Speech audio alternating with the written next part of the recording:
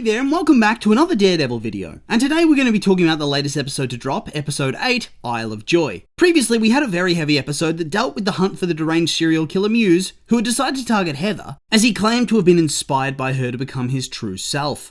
Nice and creepy. Fisk got on the case with his task force, but would have arrived too late to save the day without the intervention of Daredevil, who had a bloody brawl with Muse, who was then in turn shot dead by Heather. A lot of things to follow up on, and so with all that being said, let's jump into things. We start off the episode with a very beautiful sequence of a blue rose with this lovely song playing over the top, with the camera panning out to reveal that all of this beauty is set within a prison. I don't know if the rose represents anything in particular, but I just found this quite amusing. We get a look at Bullseye, who's alone in a cell before being led out by a bunch of guards. We see him getting increasingly worried about what's going to be happening to him until the penny drops. He's being moved into Genpop, with it being well known that he was once an FBI agent. This of course means that he is a target. Honestly, good. This dude is very obviously deranged. At this point he cannot be reformed at all, and he poses an extreme security risk, as he later proves in this very episode. Yes, it's still corruption and whatnot, but it's definitely hard to care that this is happening to him at all. One of the funnier parts of the episode is when each person hears that he's being sent to Genpop and laughs about how he's certainly going to end up shanked.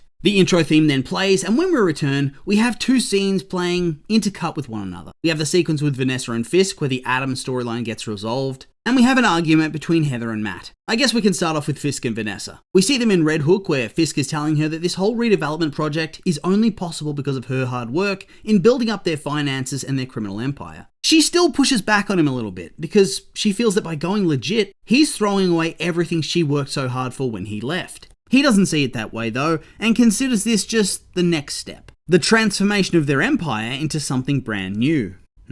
I still think this is all going to blow up at some point. They keep teasing dissent in the ranks again and again, only to have her keep recommitting to Wilson. Just like with the triple cross on Luca. We see it once again here. Fisk takes her down into the dungeon, and she sees Adam. She looks extremely shaken up here. I feel like deep down she always knew what was going on, but it was easier to live in denial. Here, Wilson pours his heart out. Technically, he did keep his promise not to kill Adam, claiming that he's become better than he was before, but it seems clear that this has also put him on the verge of a breakdown. He makes it perfectly clear that if he doesn't have her, if he can't be with her, then he can't go on at all. It seems that Adam really is that final hurdle they need to overcome to truly be together and heal. She has a key on the table. She could let Adam go. He promises he'll disappear and not trouble them ever again. Instead, she chooses to murder him, to exorcise that final ghost. God, this poor bastard. Once again, we see her commit to Wilson, to choose him and also choose the violent path. I do wonder how far that's going to extend. Will he eventually reach a point in his aspirations where she snaps?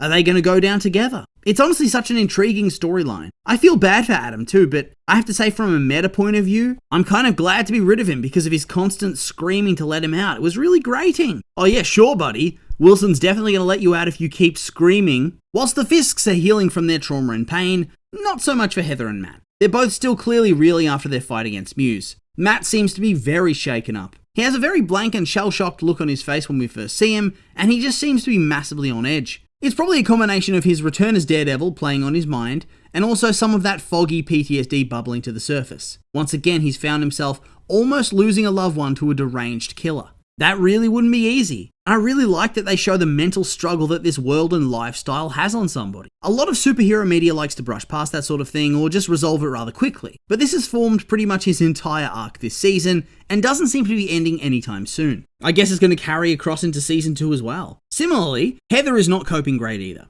She's fixated on the idea that she killed Muse, and to me, it feels like she's trying to absolve herself and pass off the blame. She claims the cycle of violence went from Daredevil to Muse and then to her. She claims that Daredevil and Muse are the same, that she saved herself and Daredevil didn't, that he and Muse were simply out for themselves. Pretty much giving a completely skewed interpretation of events. I realize that she's traumatized, but in what way is this Daredevil's fault? Muse openly tells her that she inspired him to do what he did with her book. On top of that, she was totally about to get murdered until Daredevil jumped in the window and started brawling. Should he have just left her to die? I loved Matt seething about this in the background too, getting called a little underdeveloped boy and just playing on his ego so much. To be honest, I cannot imagine living in a world like the MCU and somehow thinking that masked heroes are bad. Does she have no sense of self-preservation? Also, imagine comparing a famous vigilante who goes after bad people to a deranged monster who murders for his own sick pleasure. Make it make sense.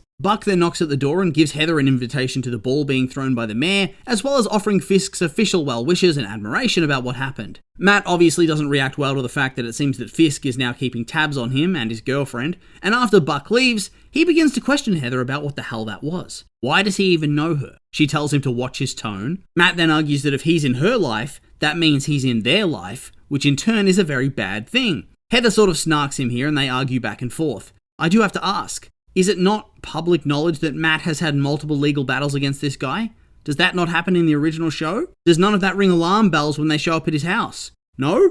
But yeah, since Fisk is anti-vigilante, it must all be okay, because nobody who hates vigilantes could be an evil man. I'll be honest, my care about this character is rapidly dwindling. I think this is speed running to a breakup, and it's probably for the best. We then head over to the firm where Kirsten runs through the specifics of the meeting they're about to have with their client. There's nothing really all that relevant to the story, but this is the big job that's been referenced over the course of the season quite a lot. The big takeaway from the scene, though, is that Matt learns that Dex has been moved to Genpop and he wants to speak with him, which amuses him until he asks who moved him and he learns it was Fisk, which gets the gears in his head spinning. We briefly check in with Fisk and his team, where they're celebrating the success of the task force. Vigilante activity is apparently down 30%, and despite numerous pending lawsuits stemming from the overly forceful application of the law, Fisk's approval ratings and press perception has never been better. In recognition of Daniel's efforts to influence BB and thus influence the media, because the media apparently takes all their scoops from her blog, he's named Deputy Mayor for Communications. A big come up for him, isn't it? I mean,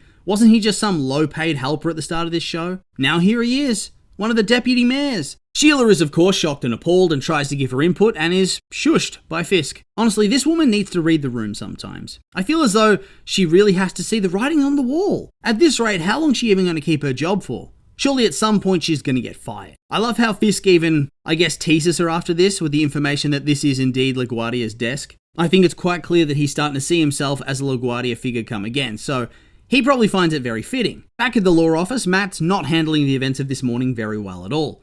It probably doesn't help that their client is very obviously a piece of shit. He wants to take the stand against the advice of his counsel because he's arrogant and wants his voice to be heard. He claims that it would be good optics for his lawyers to be a black lady and a blind man, and that he's 100% telling the truth. Since Matt is speedrunning the breakdown of his life in general and seems to be seconds away from a mental breakdown, he takes this time to yell at the guy for lying to him and storms out, which results in Kirsten yelling at him briefly, before he pretty much reveals that he's becoming extremely disillusioned with everything and his role in this system. How Foggy's death ultimately meant nothing. That Ayala won his case and died anyway. That the Caramel Corn guy got locked up for an insignificant crime. That Heather was attacked by Muse and yet now is siding with Fisk, and now they have to represent this guy who's clearly a bad person. Yeah, Matt's not doing well. He storms off to Josie's bar where he speaks with Josie herself for a little while, and it's all rather melancholy. Cherry comes in and they talk about how this is all rather bad timing. That Fisk is hunting vigilantes and Daredevil is going to be on top of his list. Cherry's quite concerned that Matt's just blowing up his life. I'll be honest, I was kind of suspicious of Cherry at one point, as he just seems to be a massive contrarian who's always going against Matt. The more I see though, the more I realize I think he just legitimately cares about Matt and doesn't want to see him hurt or killed. He doesn't want him to ruin his own life. So I think I'm going to put any potential betrayal on the back burner here. Josie comes back in and whips out a bottle of O'Malvaney's, which Foggy was apparently planning to drink that night. This makes Matt realize that Foggy was having a preemptive celebration because he knew he was going to win his case with dumb Benny, and thus, Matt thinks that somebody hired Dex to kill him and silence him. That this wasn't just some random revenge shooting. There was a proper purpose here. Of course, this means that he has to go and speak to the man in question and ask him whether it was Fisk, but Dex tells him no dice unless he helps him get out. Matt snaps and beats him up and then calls the guard, saying that he was smashing his own head on the table. Pretty sure this was just Matt losing his cool, but of course, Dex now has that loose tooth, which he can use to escape. Whoopsie. Guess old Matt just cost some people their lives. Once again, I just enjoy that he has consistent flaws. He isn't some perfect hero, and his trauma's leading him to make mistakes again and again. Some really strong writing in the show, I have to say. Then comes the fateful party, where everything's about to go down. Very fancy, very suave, and also with openly armed guards everywhere. That's one way to project your power, I suppose. And speaking of projecting power, we check in with Daniel, where he has a sequence where he does just that once again. He projects his power, or at least I think that's what he was trying to do. And that's when he's talking to Sheila. And honestly, I kind of get it. From day one, she seemingly hated this guy and always talks down to him and about him in front of Fisk. At a certain point, surely you would have to feel like she has it out for you. especially since earlier, whilst he was a fanboy and a schmoozer, he did seem to care about her opinions and what she thinks. He then goes to try to make peace with BB and seemingly does so, with well, it's kind of an apology, but also mostly by revealing his rise to deputy mayor. No chance she's actually fully cool with him though. I feel a predictable betrayal is coming in the future. I'd understand it too. He did pretty much threaten her career, or her life. With friends like these, who needs enemies? We briefly get a look at Jack Duquesne once again, who is speaking to that socialite woman who talked down to Fisk at the last party. She has seemingly changed her tune, thinks something's happened to her husband, and Fisk is making power moves. Whoops. Well, she did kind of bring this on herself though. Why would you act like that with a person that you know has been accused of being a dangerous criminal in the past? Utterly lacking in self-preservation skills. As Fisk and Vanessa come out into the ballroom, Heather calls Matt and tells him that she understands if he's not coming, but a heads up would have been nice. Thin ice Heather, real thin ice. Does she not Google her famous patients or something? I mean, she has to know that Fisk was a criminal, right? After all, she totally was vibing that Adam had met a violent fate in their session. I suppose we have to chalk all her stupidity up to trauma right now. Meanwhile, back at prison, Bullseye is able to super speed spit his tooth into the eye of the guard, which gives him time to get free and kill both the guard and the doctor with a pair of scissors and make his escape, dressing up as a prison guard and catching the bus out with the other guards. It's actually quite clever, although I'm a little bit surprised that nobody recognized him. And also, do they not have somebody watching security cameras at all times? Is this not a maximum security prison? Isn't this guy highly dangerous? Why was there only one guard in the room? He wasn't even properly cuffed. He could just undo them so easily and get his hands free to start throwing. I will admit it is crazy how the show starts to get you to root for this guy so suddenly. He's such a piece of shit. The show acknowledges he's a piece of shit, and yet you want him to get free because it's clear who he's going after. Well, at least I thought it was. Back at the party, Vanessa and Heather are sharing some small talk before Vanessa thanks her for being their couple's therapist, but tells her they won't need more sessions, as they've finally gotten past the abandonment and the infidelity. I sincerely doubt that this is true though. I think there's going to be more trouble in paradise going forward. There's always more to come. Also, I gotta say that Heather has the worst poker face of all time. You can always tell when she's unsettled. Matt then makes his grand entrance and Heather yells at him about being late, not contacting her and going to see Bullseye. I'm over it really. Too much in one episode, it's really impacting my ability to care about her character.